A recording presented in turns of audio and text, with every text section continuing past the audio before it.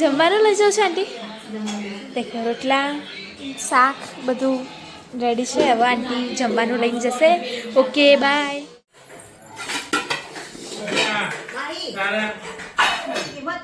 Mummy અને ફઈ 2 જણા વાતો કરે છે. ખાવાનું ખાઈ લીધું છે. ચલો હવે આંટી વાસણ ઘસે, બતાવો તમને લોકોને.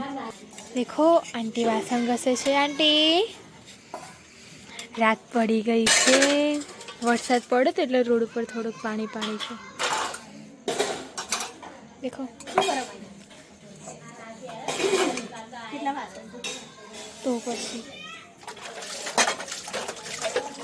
ભૈલો ગલ્લે જાય તો ભૈલો ગલ્લે જ